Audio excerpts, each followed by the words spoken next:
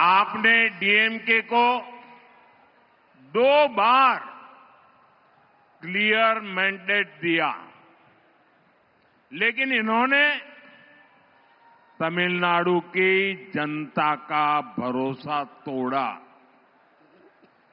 DMK ने वादे ढेर सारे किए, लेकिन काम 0 रहा। डीएमके सरकार को अब लोग सीएमसी सरकार कह रहे हैं। सीएमसी सरकार यानी करप्शन, माफिया और क्राइम को बढ़ावा देने वाली सरकार। तमिलनाडु की जनता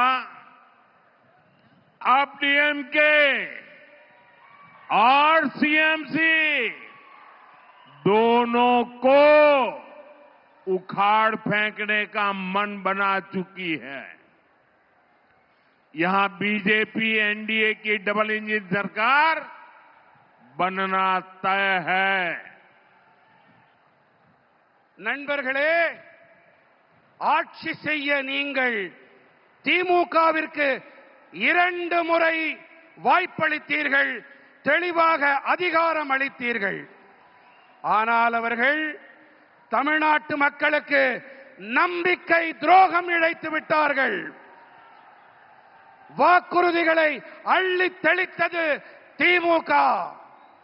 ஆனால் ஆற்றிய பணிகள் என்னமோ பூஜ்யம்தான். திமுக அரசினை இப்போது மக்கள் சிஎம்சி அரசாங்கம் என்று அழைக்கின்றார்கள் தெரியுமா? சிஎம்சி அரசாங்கம் என்றால் கரப்ஷன், மாஃபியா மற்றும் கிரைம், அதாவது ஊழல், குற்றவாளி குழுக்கள், குற்றங்கள் ஆகியவற்றை ஆதரிக்கும் அரசாங்கம். தமிழ்நாட்டின் மக்கள் இப்போது திமுக மற்றும் சிஎம்சி இந்த இரண்டையுமே வேரடி மண்ணோடு கிள்ளி எறிய வேண்டும் என்று தீர்மானம் செய்து விட்டார்கள். இங்கே தமிழ்நாட்டிலே பிஜேபி என்டிஏவின் இரட்டை என்ஜின் அரசாங்கம் அமைவது உறுதியாகிவிட்டது.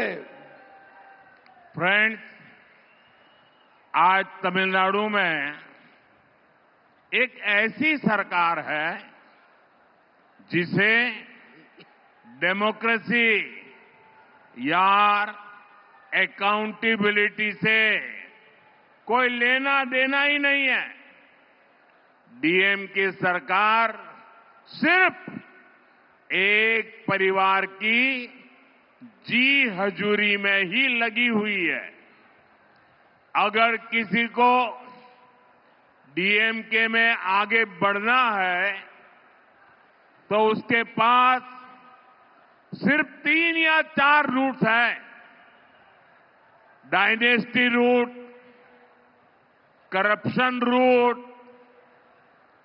Abuse women root, abuse our culture root.